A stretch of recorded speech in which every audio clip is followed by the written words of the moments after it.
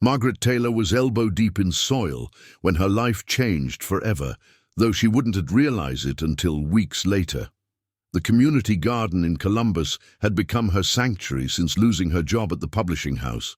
And today, she was helping Eleanor, a sharp-witted 70-something woman with gardening knowledge that could fill encyclopedias. "Are you replacing those tulip bulbs too close together, dear?" Eleanor said, adjusting Margaret's work with hands that bore the elegant signs of age, but moved with surprising precision. What Margaret couldn't possibly know as they laughed. Among the daffodils was that Eleanor Jones had once been the formidable CEO of Atlantic Aquaculture, the same company now run by her nephew, Andrew Jones, the captivating fish farming magnate whose path would soon collide with Margaret in the most unexpected way. "Eleanor, how did you get so good at this?" Margaret asked, wiping sweat from her brow with the back of her wrist, leaving a smudge of dirt across her freckled face. "Experience, dear. And mistakes. Lots of them." Eleanor's eyes twinkled. Some of my greatest lessons came from my professional life, believe it or not. I ran a business before I ran this garden." Margaret smiled, intrigued, but not enough to pry. She appreciated Eleanor's companionship too much to risk making her uncomfortable with personal questions. Besides, Margaret was here to escape her own professional catastrophe, being laid off with barely a warning after 5 dedicated years. "Speaking of mistakes," Eleanor continued, "my nephew is giving a talk tomorrow at the Columbus Convention Center. A motivational speech about failure and success in business. You should attend." Margaret laughed. "Me at a motivational speech? I'm not exactly feeling motivated these days." "Precisely why you should go," Eleanor insisted, pressing a ticket into Margaret's soil-stained hand. "Andrew has an interesting perspective. He took over a failing business and turned it into something remarkable. Perhaps you'll find inspiration." Little did Margaret know that Eleanor had purposely avoided mentioning her connection to Atlantic Aquaculture or that Andrew was its CEO. Some things, Eleanor believed, were better discovered in their own time. The next morning, Margaret stood in front of her closet, debating whether to actually attend. The ticket seemed to stare at her from her bedside table. "This is ridiculous," she muttered to herself. "No. What am I going to learn from some corporate success story that will help me?" Yet something, perhaps it was Eleanor's conviction, or perhaps it was simply the desperate need to do something other than apply for jobs and be rejected, pushed her to dress in her only professional outfit that still made her feel confident, a navy blue blazer over a white blouse, paired with jeans that were just dark enough to pass as business casual. The convention center buzzed with energy as Margaret found a seat in the back row. She checked the program, Turning Tides, Finding Opportunity in Failure by Andrew Jones, CEO of Atlantic Aquaculture. She rolled her eyes slightly. Of course it would be some fish pun. But when Andrew Jones walked onto the stage, Margaret's cynicism temporarily dissolved. He moved with an easy confidence that didn't feel rehearsed or arrogant. Tall, with shoulders that filled out his tailored suit perfectly, he had the kind of presence that commanded attention without demanding it. His dark hair was just slightly tousled, as if he'd run his hands through it moments before appearing, and when he smiled at the audience, Margaret noticed how it reached his eyes, crinkling the corners in a way that suggested he found genuine joy in connecting with people. "We all failed," he began, his voice carrying through the space with a warmth that surprised her. "We failed spectacularly. The difference between those who stay down and those who rise isn't a talent or luck, though those help. It is the ability to see failure as information rather than definition." As he continued, sharing stories of Atlantic Aquaculture's near collapse and revival, Margaret found herself leaning forward in her seat. There was something refreshingly honest about his approach. No toxic positivity, no promises of overnight success, just practical wisdom about resilience that resonated deeply with her current situation. When the Q&A session began, Margaret surprised herself by raising her hand. Andrew pointed to her, and suddenly all eyes were on her.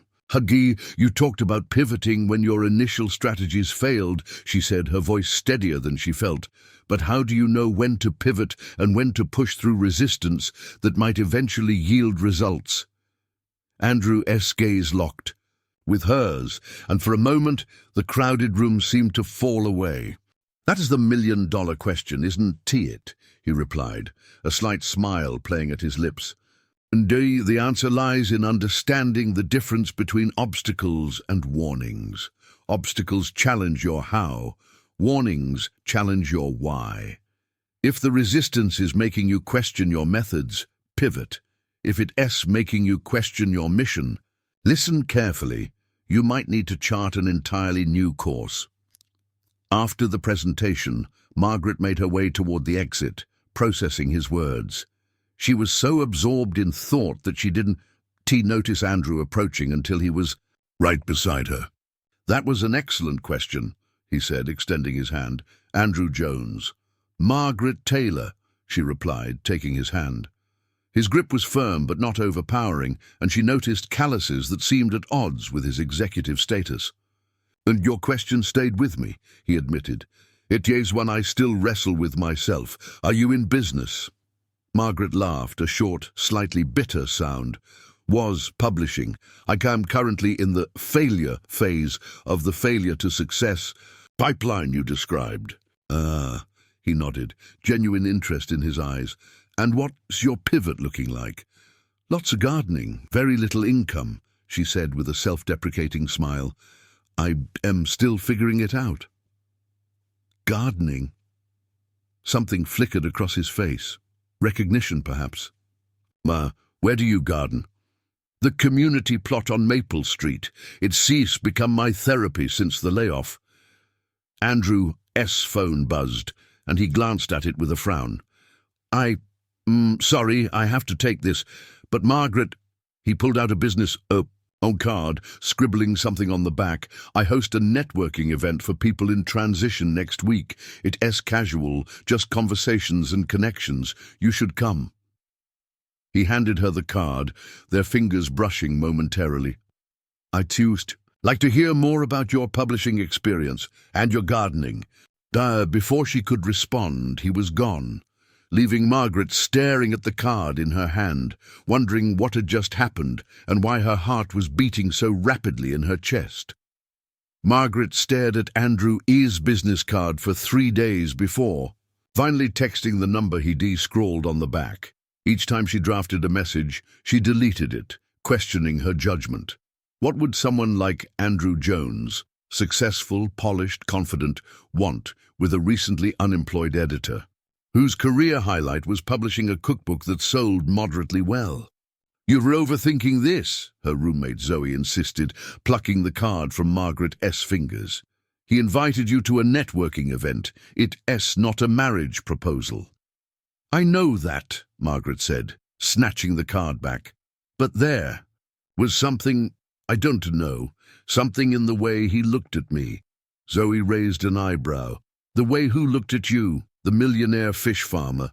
"Donna TT call him that," Margaret groaned, though she couldn't help smiling. "It sounds ridiculous." "That's because it is ridiculous, Mags.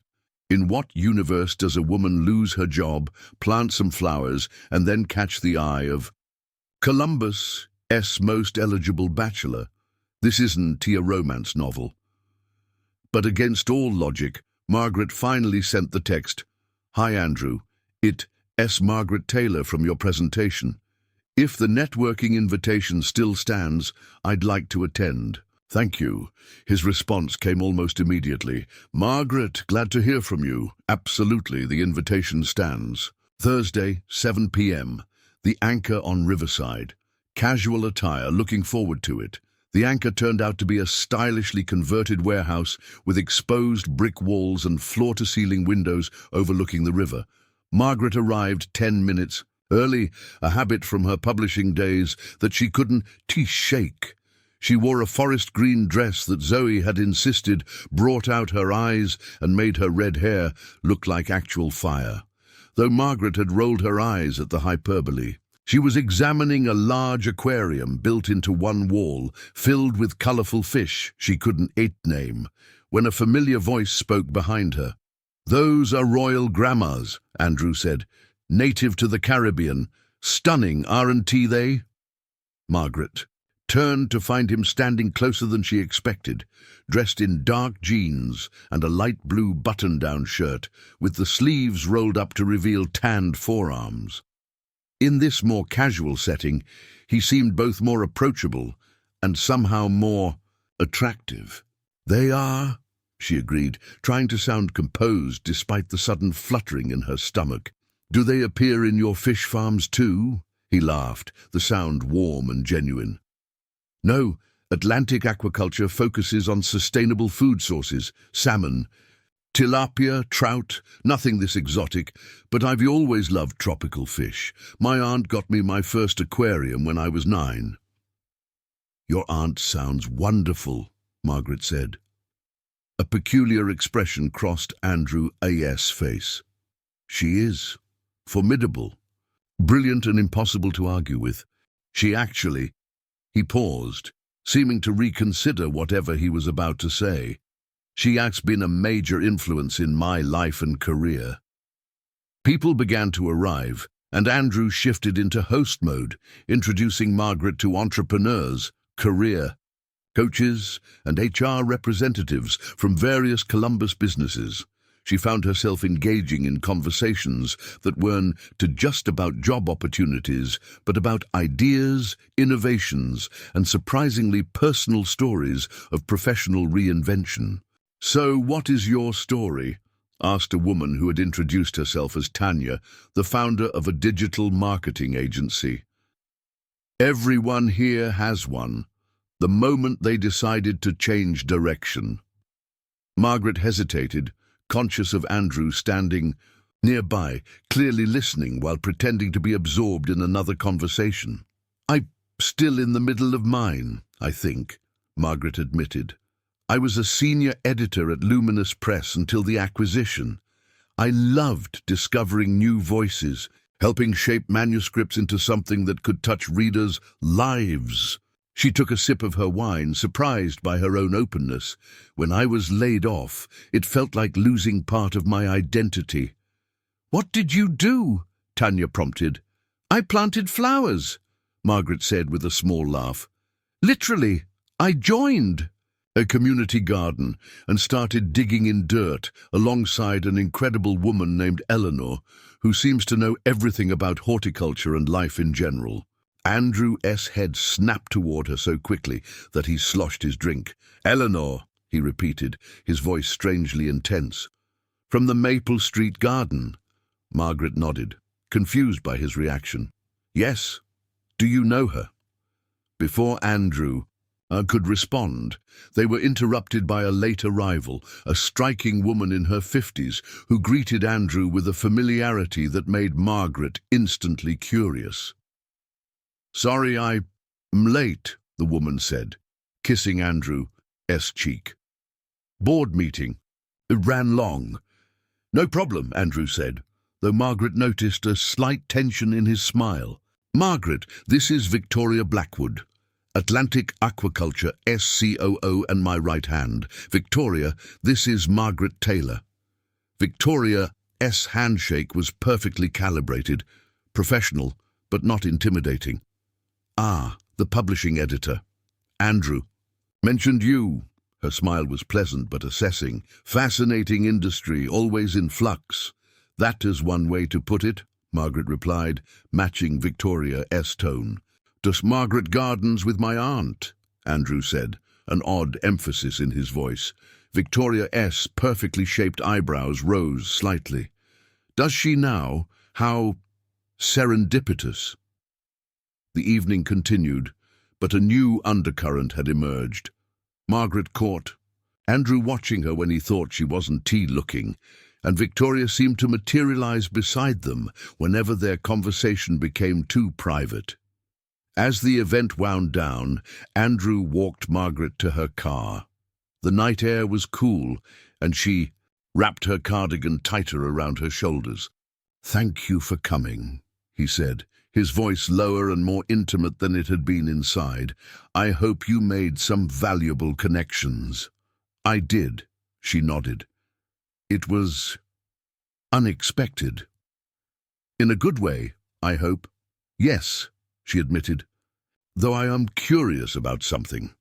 "Ask me anything," he said, and the sincerity in his voice caught her off guard. "Why did you invite me, really? There were dozens of people at your presentation with more impressive backgrounds and better questions." Now Andrew was quiet for a moment, and Margaret wondered if she'd overstepped, but then he smiled, a small, almost shy expression that transformed his face. "Because when you asked your question, you weren't looking for affirmation or trying to impress me. You were genuinely wrestling with something real." He shrugged slightly. "That's rare, especially in those settings. And then when you mentioned gardening—" He trailed off, seeming uncertain how to continue. "What about gardening?" she prompted. He shook his head. "Nothing, just a coincidence that caught my attention." He took a step back, creating distance between them. "I should let you go, but Margaret—" He hesitated. "Would you be interested in continuing our conversation sometime, perhaps over dinner?" Margaret felt her pulse quicken. "Are you asking me on a date, Mr. Jones?" "I'm asking you to dinner, Ms. Taylor," he replied, his eyes twinkling. "Whether it is a date or not is entirely up to your interpretation." She pretended to consider this, though her mind was already made up. "I think I'd like that," she said finally. "But just to be clear, my interpretation is that it is a date." His smile widened. "Mine too." He took her hand and squeezed it gently. "I'll call you tomorrow to set it up." As Margaret drove home, her mind raced with questions. Why had Andrew and Victoria reacted so strongly to her mention of Eleanor? What was he about to say about his aunt before he stopped himself? And why did she feel like she was missing something important? What she couldn't know was that Andrew was having similar thoughts as he watched her drive away. He hadn't planned on asking her to dinner, had planned on feeling this immediate connection. And he certainly hadn't planned on discovering that the woman who had captured his attention was spending her days with Eleanor Jones, his formidable aunt and the former CEO who had both mentored him and nearly destroyed his confidence before. Finally entrusting him with her company, Eleanor, who had never approved of any woman in Andrew's life. Eleanor, who must have engineered this entire meeting. Eleanor, who was surely sitting at home right now, smiling that knowing smile of hers, waiting for the pieces of her plan to fall into place. The restaurant Andrew chose for their date was neither pretentious nor predictably romantic. Situated in a converted fire station, River and Flame specialized in locally sourced ingredients and featured an open kitchen where chefs performed culinary magic in full view of diners. It was the kind of place that impressed without trying too hard, much like Andrew himself, Margaret thought as he held the door open for her. "This is one of my favorite spots in Columbus," he said, as they were led to a corner table near a window overlooking a small courtyard garden. "I discovered it when it was just a pop-up concept. The chef used to work on one of our salmon farms in Alaska before pursuing his culinary dreams." Margaret raised an eyebrow. "Do you always maintain relationships with employees who leave your company?" "Not all," Andrew admitted, his expression thoughtful as he pulled out her chair. "But Alex had a vision I respected, even if it took him away from us. I've found that maintaining connections rarely has downsides." Once seated, Margaret took in the space, the warm lighting, the subtle nautical elements that nodded to Andrew, Bunk's industry without being kitschy, the soft, jazz playing at a volume that encouraged conversation rather than shouting. Everything felt intentional. "You're reanalyzing," Andrew observed, a hint of amusement in his voice. "Occupational hazard," she replied with a small smile. "Editors are trained to notice details." "And what details are you noticing now?" Margaret considered him for a moment. He was watching her with genuine curiosity, his posture relaxed but attentive. The man sitting across from her seemed different from both the confident speaker on stage and the polished networking host. More authentic somehow, as if those other versions had been performances, albeit skillful ones. "I'm noticing that you're very good at creating environments where people feel comfortable opening up," she said finally. "But I'm wondering if that means you were equally good at avoiding revealing too much about yourself." Andrew's eyebrows rose slightly, and then he laughed, a surprised, delighted sound. "That's remarkably perceptive and slightly unnerving." "Too direct?" Margaret asked, suddenly worried she'd overstepped. "No." He shook his head, still smiling. "Refreshing, actually. Most people are too impressed by the millionaire fish farmer persona to look past it." "Please, Don, to tell me Zoe, this ridiculous nickname has somehow spread," Margaret groaned. "Zoe? My roommate. She's been calling you that since I mentioned meeting you." Andrew leaned forward, eyes dancing with amusement. "And what else has Zoe been saying about me?" Margaret felt heat rise to her cheeks. Nothing worth repeating. Now I am intrigued. The arrival of their server saved Margaret from responding. After ordering drinks and appetizers, Andrew deferring to her choices despite clearly being a regular, they settled into conversation that flowed with surprising ease. He told her about growing up in Seattle, son of a high school teacher and a marine biologist, fascinated by the ocean but terrified of boats, until his aunt had essentially forced him onto one at age 12. She said fear was just excitement. "Without breath," he recalled. "Then she made me stay on deck during a minor squall to prove I wouldn't to die." Not exactly conventional child psychology, but it worked. Margaret shared stories of her childhood in a small Ohio town, where the local library had been her refuge, and how her parents, both practical accountants, had been baffled but supportive when she declared her intention to work in publishing. "Indeed, they bought me a calculator for my first apartment in New York," she laughed. "Said words might feed my soul, but math would keep the lights on." By the time their entrees arrived, Margaret realized 2 hours had passed without a single awkward silence or stilted exchange. It was as if they had known each other far longer than a few days, a thought both exhilarating and mildly alarming. "Can I ask you something?" she ventured, as they shared a dessert, a deconstructed key lime pie that was more art than food. "Of course. That day at the networking event, when I mentioned gardening with Eleanor, you reacted strangely. So did Victoria. Why?" Andrew set down his spoon, his expression carefully neutral. "Did I?" "Oh, you know you did," Margaret said, refusing to let him deflect. "Is Eleanor someone important to your company?" Andrew was quiet for a long moment, seeming to debate something internally. Finally, he sighed. "Eleanor Jones is my aunt. She was also the founder and CEO of Atlantic Aquaculture for 30 years before passing the reins to me 5 years ago." But Margaret stared at him, processing this information. "Your aunt? But why wouldn't she mention that? We've been gardening together for weeks." "That," Andrew said with a wry smile, "is an excellent question that only Eleanor could answer. Though knowing her, she had her reasons." "Is this why you invited me to your event? Because your aunt mentioned me?" "No," he said quickly, then hesitated. "Well, not entirely. Eleanor did text me after your question at the presentation, saying I should pay attention to the redhead with the publishing background." He looked slightly embarrassed.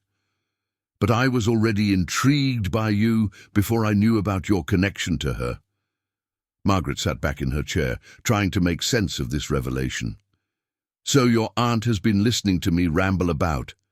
My job loss and dating disasters for weeks, all while knowing her nephew is one of Columbus' most eligible bachelors, and she never thought to mention it. And do dating disasters? Andrew asked, a teasing light in his eyes. That is what you focus on. Margaret laughed despite herself. It seemed like the most immediately relevant information. He replied with a grin that made her heart skip. This is strange, right? She said, still processing. It feels like we've been set up in some elaborate scheme. Andrew's expression softened. If it helps, I don't think Eleanor orchestrated our meeting at the presentation. That was genuine coincidence. What happened afterward? He shrugged. My aunt has always believed in creating opportunities and letting people make their own choices within them. That is a very generous interpretation. She is a meddler, Andrew admitted, but a well-intentioned one. And to be perfectly honest, I'm finding it hard to be upset about any sequence of events that led to this evening.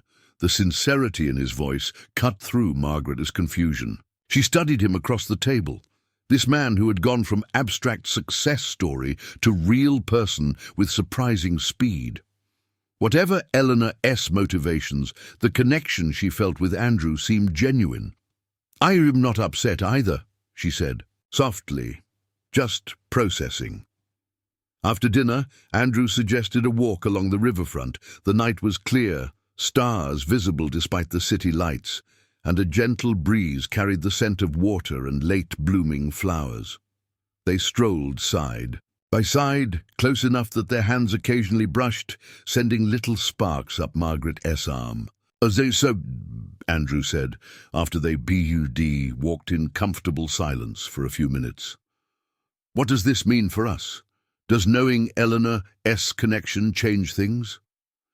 Margaret considered this. It complicates them, she admitted. But it doesn't. It change how I feel about tonight. And how do you feel about tonight? He asked, stopping to face her. In the soft glow of the riverside lamps, his eyes were impossibly warm, and Margaret found herself stepping closer without conscious decision. I feel like I'd like there to be more nights like this, she said, honesty easier in the gentle darkness. Andrew's smile was slow and genuine. I was hoping you'd say that. He reached out, tucking a strand of hair behind her ear, his fingers lingering against her cheek. May I kiss you, Margaret Taylor? Her answer was to rise slightly on her toes, closing the distance between them. The kiss was gentle at first, a question more than a demand. But when she slid her hands up to his shoulders, he deepened it, arms encircling her waist to draw her closer. When they finally broke apart, both slightly breathless, Andrew rested his forehead against hers. I should probably mention, he said, his voice slightly rough, that Eleanor will be insufferably pleased with herself when she finds out about this. Margaret laughed softly. Then maybe we don't tell her right away. Keeping secrets from Eleanor Jones is not for the faint of heart, he warned, though his eyes were bright with mischief. I am discovering I am braver than I thought, she replied, pulling him down for another kiss. Neither of them noticed the figure watching from a bench further along the path, Victoria Blackwood, her expression unreadable as she observed the romantic scene unfolding before her. She waited until they continued their walk in the opposite direction before pulling out her phone. It is happening exactly as you predicted, she said when the call connected. They were completely taken with each other. Eleanor's voice came through, satisfied but concerned. Good, but the real test is still to come. He doesn't yet know about her publishing connection to Carlton Press, and she doesn't know about his history with them. When that comes to light.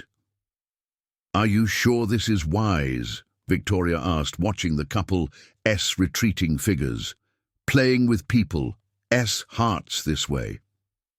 I am not playing, Eleanor replied firmly. I am creating the opportunity for two people who deserve happiness to find it, if they strong enough to overcome the obstacles. Victoria sighed. And if they not? Then I was wrong about both of them, Eleanor said simply. But I don't think I am. Keep me updated, Victoria. Phase 2 begins tomorrow. As Victoria ended the call, she couldn't help wondering if Eleanor's confidence was misplaced.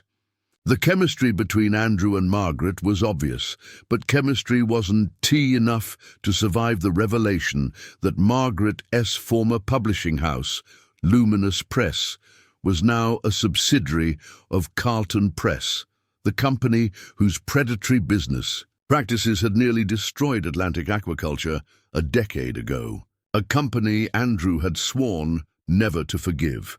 For 2 weeks, Margaret and Andrew existed in what felt like an enchanted bubble. They met for dinners that stretched into midnight walks, for coffee that turned into impromptu museum visits, for what was supposed to be a quick lunch that somehow became an afternoon sailing on Andrew's small boat at the reservoir. Each encounter deepened Margaret's certainty that there was something special between them, something worth exploring despite the strange circumstances of their meeting. Andrew was unlike anyone she'd dated before, confident without arrogance, successful without pretension, and attentive in ways that made her feel both seen and respected. "You re-glowing," Eleanor commented one afternoon as they repotted perennials in the community garden. "And I haven't seen you check your phone for job alerts once today." Margaret felt her cheeks warm. "I've been a bit distracted lately," she admitted, carefully avoiding Eleanor's knowing gaze. "Would that distraction happen to be about 6 feet tall with a peculiar passion for sustainable aquaculture?" Eleanor asked innocently. Margaret's head snapped up. "How did you—" She stopped, remembering. "Right, he is your nephew." "By indeed he is," Eleanor nodded, a small smile playing at her lips.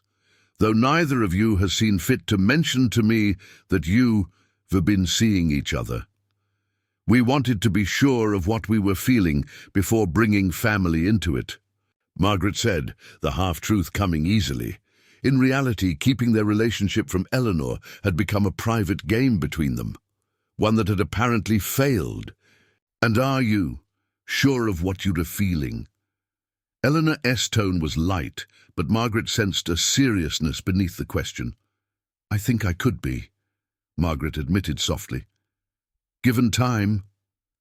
Eleanor nodded, seemingly satisfied.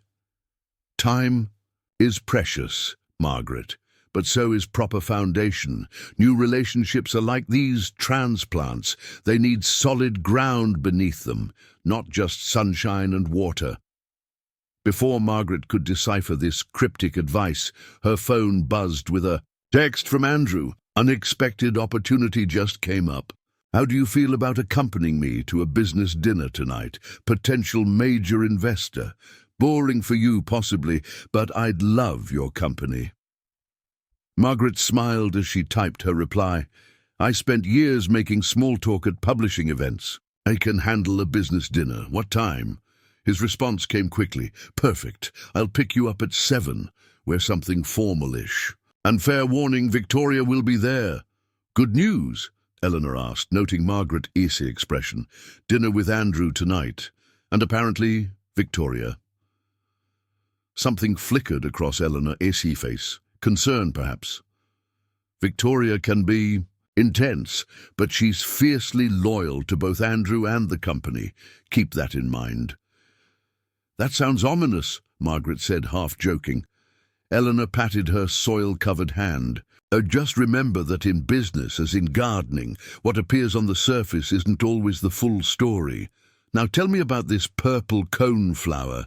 It is looking rather peaky, don't it, you think?" The restaurant Andrew had chosen for the investor dinner was the most formal setting they'd been in together, a historic hotel known for its old-world luxury and discretion. Margaret had opted for a simple black dress that she hoped struck the right balance between professional and elegant, though she felt a flutter of nerves as Andrew's car pulled up to the entrance.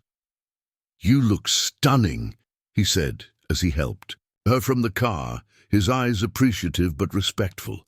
In his tailored suit, he looked every inch the successful CEO, though the gentle squeeze he gave her hand was purely Andrew. "So this investor," Margaret said as they entered the ornate lobby, "are they crucial to your expansion plans?"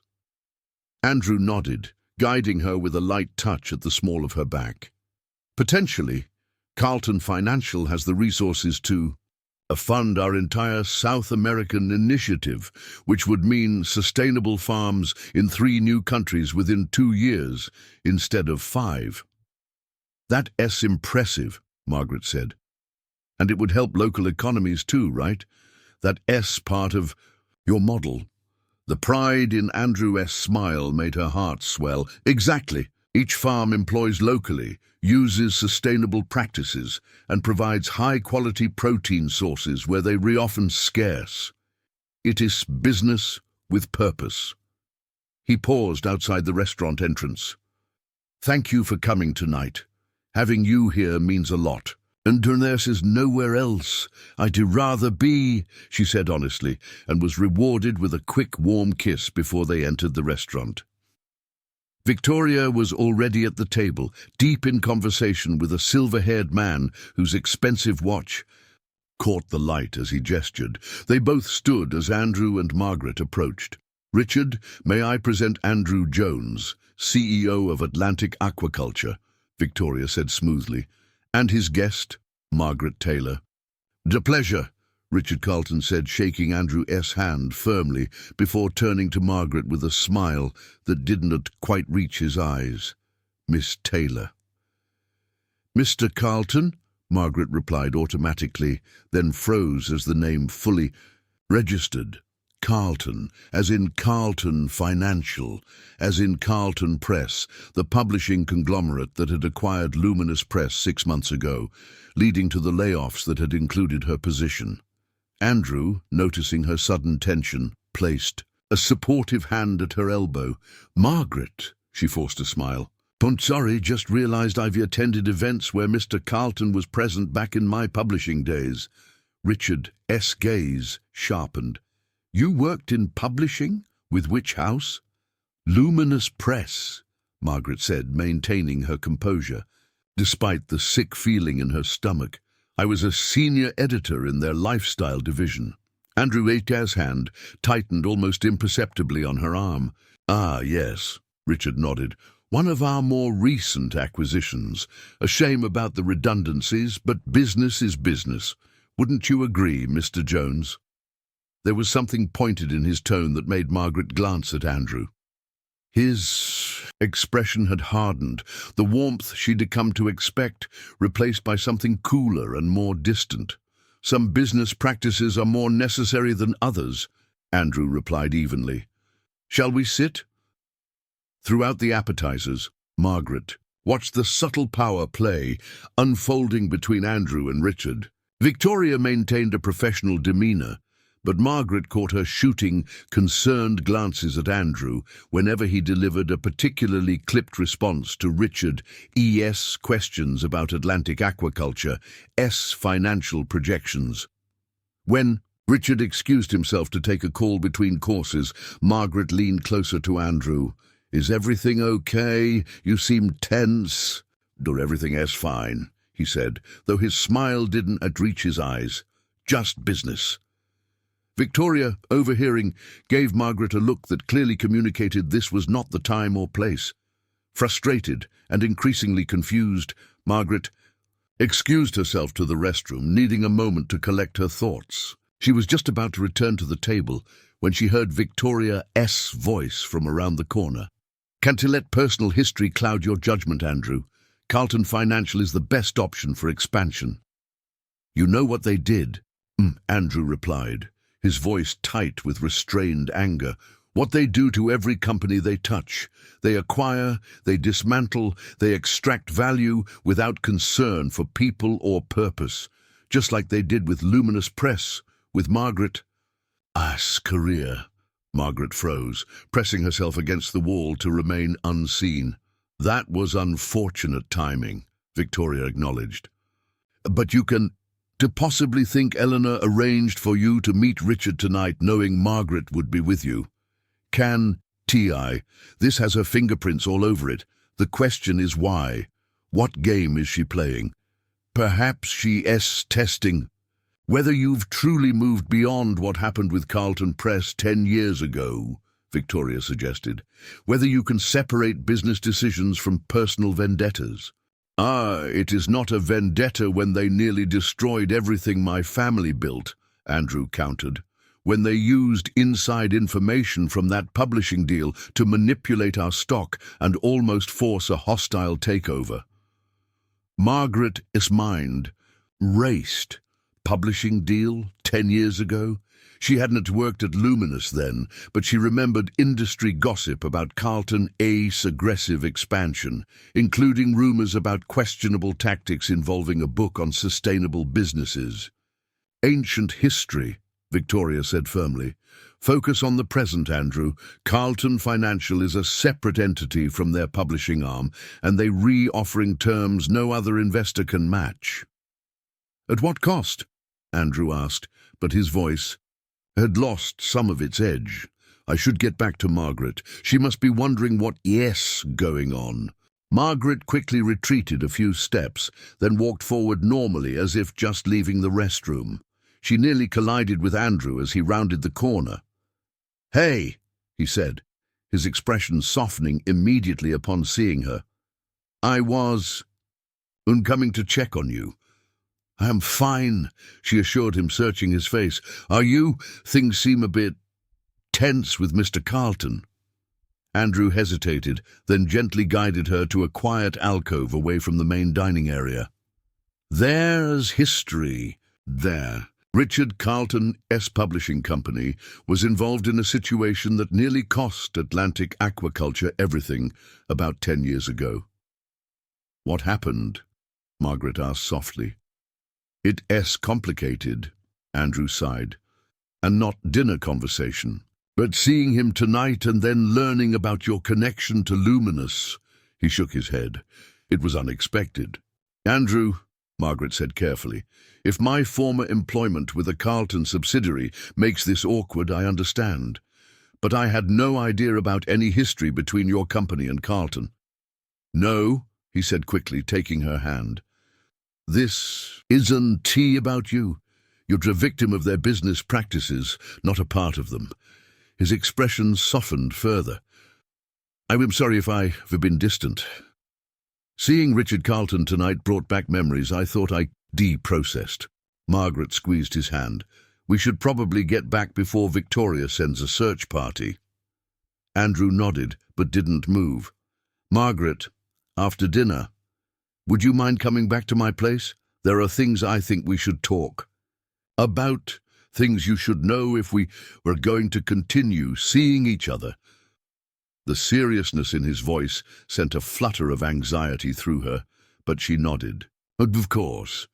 The rest of dinner proceeded with surface-level pleasantries, though Margaret noticed how Andrew skillfully redirected the conversation whenever Carlton attempted to discuss specific terms of potential investment. By the time dessert arrived, it was clear to everyone at the table that no deal would be made that night. As they said their goodbyes outside the restaurant, Richard Carlton took Margaret's hand in both of his grip just slightly too tight to be comfortable. A pleasure to meet a former Luminous editor, he said, his smile not reaching his cold eyes. Such a shame about the restructuring, though I understand you've found alternative employment. His gaze flicked meaningfully toward Andrew. Before Margaret could respond to the implied insult, Andrew stepped forward, placing a protective hand at the small of her back. Ms. Taylor's professional qualifications are exceptional, Mr. Carlton. Any company would be fortunate to have her expertise, as I'm sure you are aware, given your acquisition strategy. The two men stared at each other for a tense moment, before Carlton inclined his head slightly and stepped back. I look forward to continuing our discussions, Mr. Jones. Victoria has my terms. In the car, the tension that had been building all evening finally broke. I'm sorry, Andrew said, his knuckles white on the steering wheel. That was unfair to you. Are you going to tell me what's really going on? Margaret asked. Quietly. What happened 10 years ago between your company and Carlton? And Andrew was silent for a long moment as he navigated through the nighttime streets of Columbus. Not here, he finally said. This deserves a proper conversation. Andrew's home was a surprise, not the sleek penthouse Margaret had half expected, but a renovated craftsman-style house with a wide porch and gardens that were clearly tended with care. Inside, the space was warm and lived in, with bookshelves lining the walls and comfortable furniture that invited relaxation. This is lovely, Margaret said, taking in the personal touches that spoke of a life built with intention rather than display. It feels like you. Thank you, Andrew replied, visibly relaxing in his own space. Most people expect something more ostentatious. I am learning that you are full of surprises, Margaret said, following him into a cozy study where a wall of windows overlooked a backyard garden illuminated by subtle landscape lighting. Andrew poured them each a glass of whiskey, then sat beside her on a leather sofa that had clearly seen years of use. And about 10 years ago, he began without preamble. Atlantic aquaculture was still under my aunt's leadership, though I was being groomed to take over.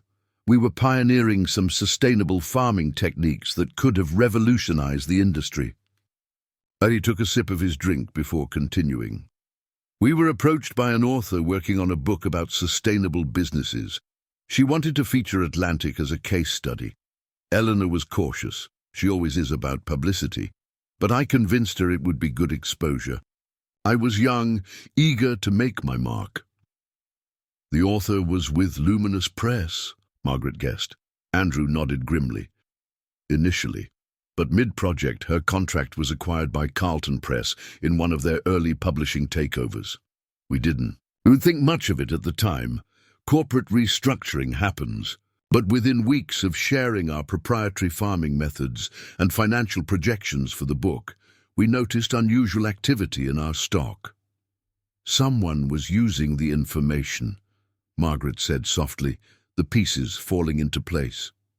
Carlton, its investment arm, began quietly acquiring shares while simultaneously planting stories questioning our environmental impact.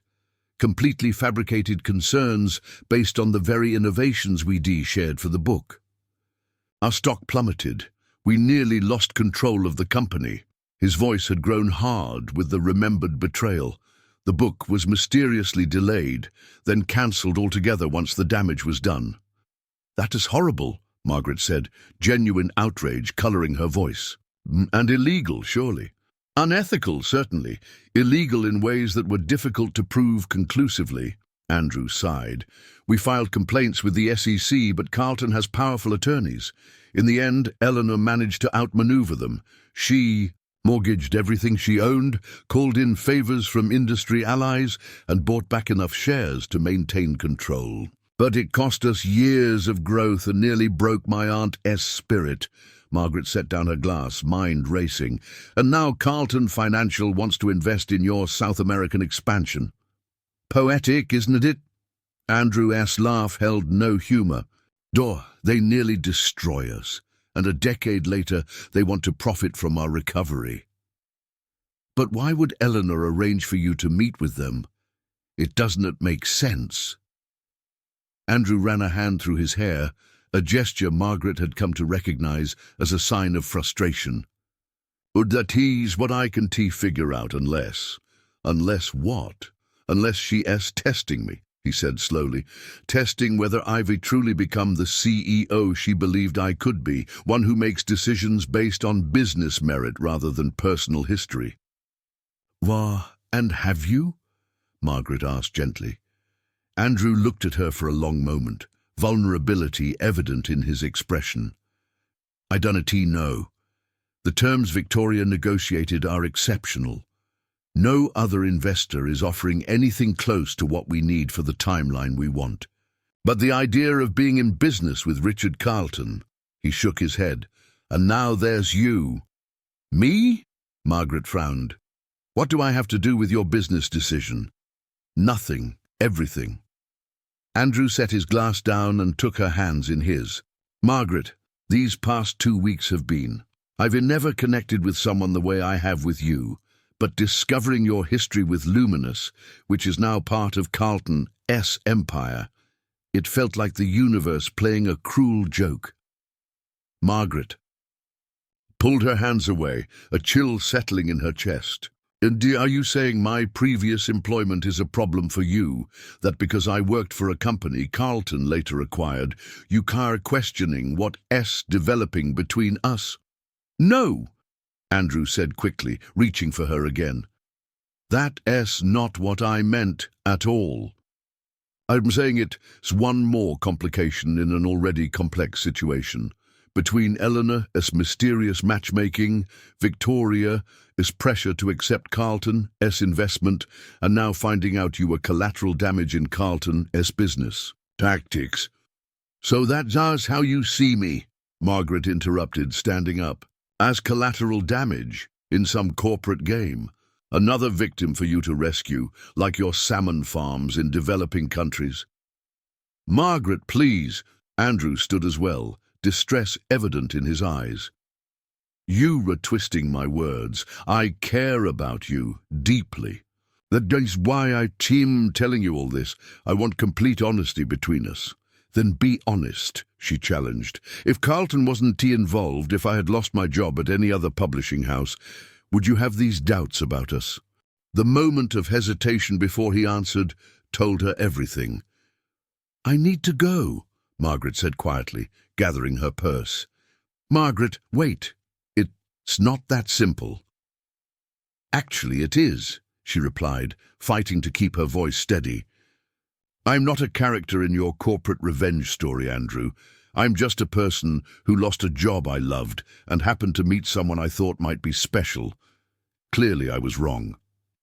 You weren't wrong, he insisted, following her to the door. Please, let's talk about this.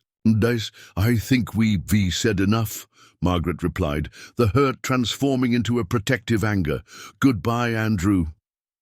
As she waited for her rideshare outside his house, the tears she'd been holding back finally spilled over. She couldn't decide what hurt more.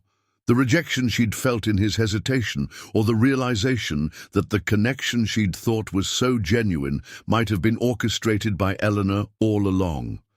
By the time she reached her apartment, Margaret had moved from hurt to fury. She pulled out her phone and typed a message to Eleanor. We need to talk. Tomorrow. The garden. 9 a.m. The response came almost immediately. I'll be there. The morning dawned with an appropriately dramatic thunderstorm, fat raindrops pounding against Margaret's bedroom window, as if nature itself was expressing her turmoil. She hadn't slept, replaying her conversation with Andrew over and over, analyzing every word, every look, every touch they'd shared over the past 2 weeks. Had it all been manipulation, a game orchestrated by Eleanor to test her nephew as business acumen? The thought made her physically ill. By the time Margaret reached the community garden's small greenhouse, the only place they could meet in such weather, her anger had crystallized into something cold and focused. Eleanor was already there, calmly repotting seedlings, as if this were any normal morning. I expected you might cancel given the storm, Eleanor said without looking up. Unlike some people, I say what I mean and mean what I say, Margaret replied, closing the greenhouse door behind her with more force than necessary. Eleanor finally looked up, her hands stilling. You've spoken with Andrew. Was any of it real? Margaret demanded, not bothering with preliminaries. Our friendship, your interest in my career troubles? Or was I just a convenient pawn in whatever game you replaying with your nephew? Eleanor carefully set down her trowel and removed her gardening gloves. Sit down, Margaret. I'll stand. Suit yourself. Eleanor sighed. Nothing, about our friendship was fabricated. I genuinely enjoy your company and respect your intelligence. Those qualities are what made me think you might be good for Andrew. So you admit you engineered our meeting? I created an opportunity, Eleanor corrected. What you and Andrew did with that opportunity was entirely your choice. Just as what he does with Carlton A.S. investment offer is his choice. Margaret crossed her arms. And last night's dinner? Was that another opportunity you created? I suggested to Victoria that Carlton Financial might be worth considering. For the expansion, Eleanor said carefully. And I didn't know you would be attending the dinner. But you knew about my history with Luminous Press. Eleanor met her gaze steadily. Yes. The simple admission sent a fresh wave of betrayal through Margaret. Why? What was the point of all this? Atlantic Aquaculture is more than a company, Margaret. It's a legacy. My life's work. Before I could fully entrust it to Andrew, I needed to know he could separate personal feelings from sound business judgment. So you used me, someone who had already lost their job and was vulnerable, to test him. Margaret's voice cracked with disbelief. Do you have any idea how manipulative that is? Life rarely arranges itself into neat, ethical packages, Eleanor replied, a hint of steel entering her voice. I saw a young woman with extraordinary potential floundering after a setback, and a nephew who had everything except someone who challenged him to be better. I saw an opportunity to potentially help both. By lying, by omission and manipulation, by creating a situation where truth would eventually emerge, Eleanor countered. The question was never whether you would discover each other, see histories, but how you would respond when you did. Margaret shook her head, her anger gradually giving way to a profound weariness. And we failed your test. Andrew couldn't separate his vendetta against Carlton from his feelings for me, and I couldn't accept being part of your manipulation.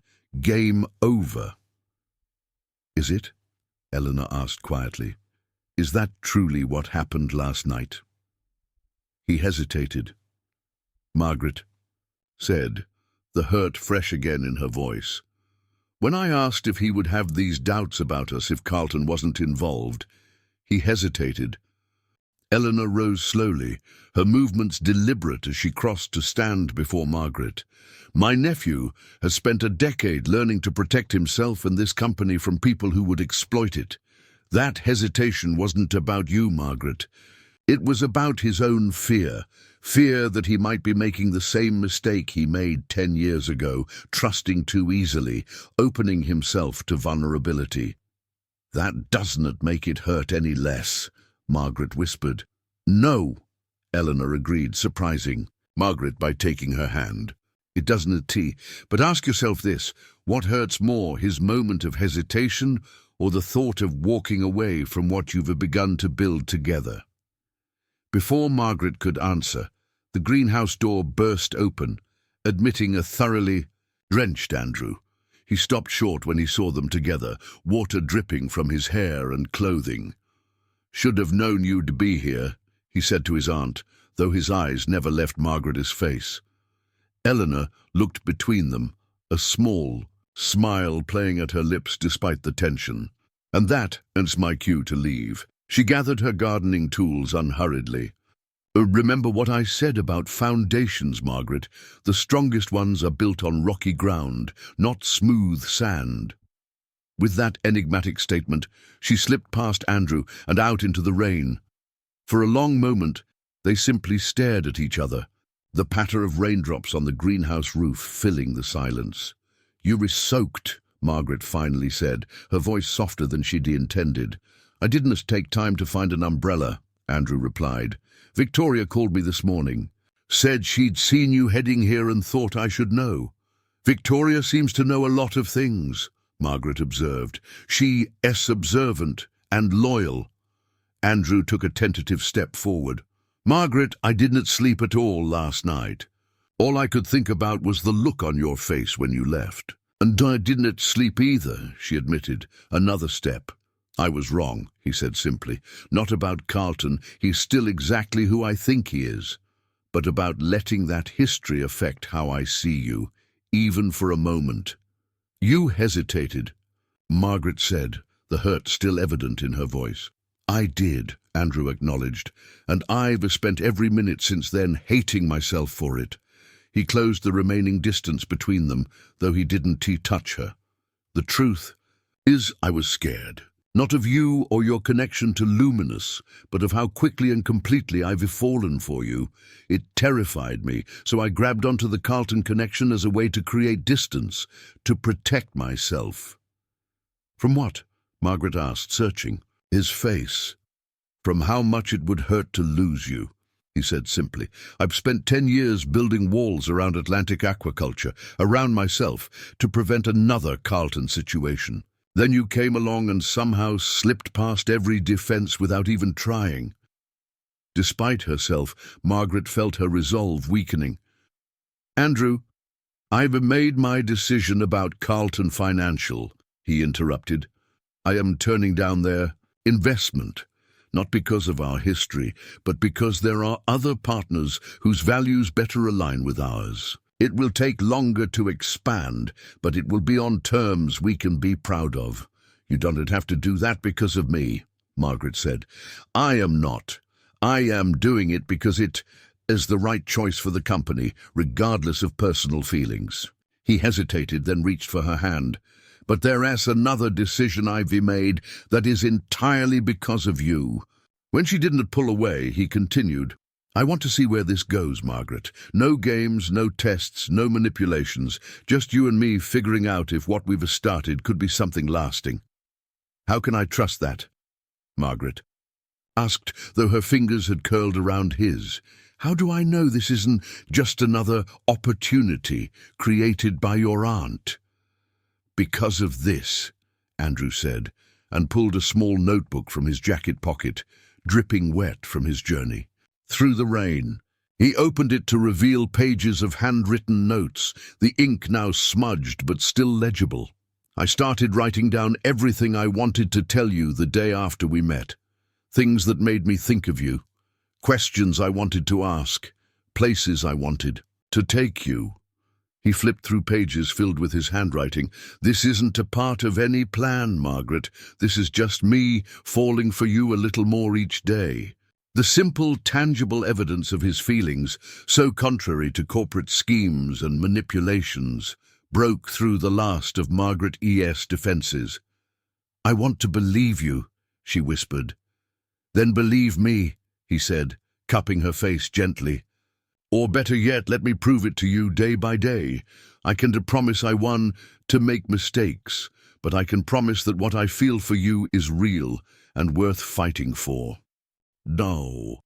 The rain thundered on the greenhouse roof as Margaret made her choice, rising on her toes to press her lips to his.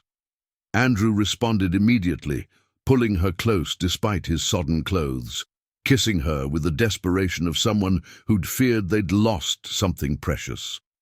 When they finally broke apart, both breathing heavily, Margaret laughed softly. Now I am soaked too. Worth it, Andrew murmured, pressing his forehead to hers.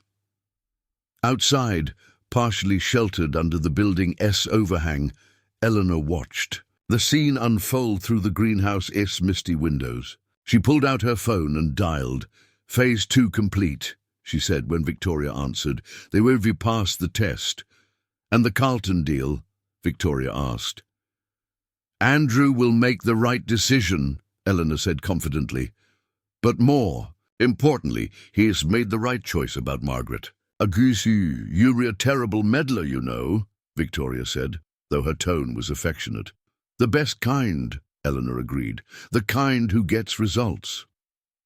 As she ended the call, she saw Andrew and Margaret emerge from the greenhouse, huddled, together against the rain but laughing, two people who had found something worth braving storms for. Epilogue. 1 year later. The grand opening of Atlantic Aquaculture Columbus Research Center drew a modest crowd. Local business leaders, environmental activists, and press all gathered in the facility's central atrium, where tanks of experimental, sustainable fish farming systems created a backdrop of gently moving water. Andrew stood at the podium, fielding questions with the easy confidence of a CEO who found his stride. But his eyes repeatedly drifted to the side of the room, where Margaret was deep in conversation with a group of science writers interested in the educational publishing arm she now headed. "Mr. Jones," called a reporter from the business section of the Columbus Dispatch, "some industry analysts were surprised when you chose to partner with a consortium of smaller investors rather than accepting Carlton Financial's offer last year. Any regrets about that decision?" Andrew smiled. "None whatsoever. Our expansion is proceeding exactly as planned, with partners whose values align with our mission. Sometimes the longer path is the right one." As the formal portion of the event concluded, Andrew made his way through the crowd toward Margaret, who was now helping Eleanor demonstrate the aquaponic garden system they designed together. A commercial adaptation of techniques they perfected in the community garden, and the nutrients from the fish waste feed the plants, which in turn filter the water before it returns to the fish tanks. Eleanor was explaining to a fascinated group of high school students. It is a closed system that mimics natural ecosystems.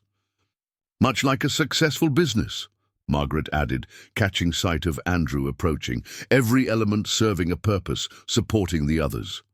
"Or a successful relationship," Andrew murmured, as he reached her side, slipping an arm around her waist. Eleanor rolled her eyes good-naturedly. "And that's my cue to rescue these poor students from your nauseating displays of affection." She gestured for the students to follow her. "Come along, I'll show you the tropical species room. Much more interesting than watching these two make eyes at each other." As they departed, Andrew turned to face Margaret fully. "How are you holding up? Your first major corporate event as Atlantic's publishing director." "Surprisingly well," she replied, straightening his tie affectionately. "Though I am looking forward to getting out of these heels." "That can be arranged," he said, with a suggestive lift of his eyebrow that made her laugh. "Later," she promised, glancing around at the remaining guests. "We should probably mingle a bit more." Sir Andrew nodded, but didn't release her. "Have I told you today how much I love you?" "Only twice," Margaret teased. "You were falling behind schedule." "A terrible oversight," he said seriously. "Margaret Taylor, I love you more than yesterday, and less than tomorrow." "And stolen from a greeting card," she accused, but her eyes shone with happiness. "Plagiarism is the sincerest form of flattery," he quipped. "Besides, my brilliant publishing director should appreciate effective copywriting." Margaret laughed and leaned up to kiss him briefly, mindful of their professional setting despite her desire for more. "I love you too, you know, even when you quote bad greeting cards." "Especially then," he insisted, capturing her hand and pressing a kiss to her palm. From across the room, Eleanor observed them with satisfaction, Victoria at her side. "Your plan worked better than even you could have anticipated," Victoria commented. "The company is thriving. Andrew has finally moved past the Carlton debacle, and they disgustingly happy together." "Don't sound so surprised," Eleanor replied. "I may be retired, but I haven't lost my touch for strategic planning." Strategic meddling, you mean? Semantics," Eleanor waved dismissively. The point is, they found each other, with just a tiny push in the right direction." "A tiny push?" Victoria raised an eyebrow. "You engineered a meet-cute, orchestrated multiple accidental encounters and deliberately introduced conflict to test their commitment." "Details," Eleanor sniffed, though her eyes twinkled. "The foundation was there. I merely provided the opportunity for them to build upon it." Oh, as if sensing they were being discussed, Andrew and Margaret looked over at them. Andrew narrowed his eyes suspiciously at his aunt, while Margaret simply smiled and shook her head in amused resignation. They'd long since made peace with Eleanor's matchmaking methods, recognizing that despite her unorthodox approach, her intentions had been good. Later that evening, as they walked hand in hand through the community garden where it had all begun, Andrew stopped beneath the arbor. Now heavy with climbing roses, the first project he and Margaret had worked on together after reconciling. Remember planting these?" he asked, reaching up to touch one of the blooms. "I remember you getting thorns in places thorns should never be," Margaret laughed, and Eleanor supervising like a drill sergeant. "Worth every puncture wound," Andrew declared, pulling her closer. "Just like every moment with you has been worth the journey, complicated, messy, and perfect." And as the setting sun cast golden light across the garden they helped nurture, Andrew reached into his pocket and withdrew a small box. Margaret's breath caught as she recognized the significance of the moment. "I had a whole speech prepared," he said softly, "about growth and patience and how love, like these roses, requires both tending and freedom. But standing here with you, all those carefully chosen words seem inadequate." He opened the box to reveal a ring with a central diamond surrounded by small emeralds that caught the evening light. "Instead, I'll simply ask, Margaret Taylor, will you marry me?"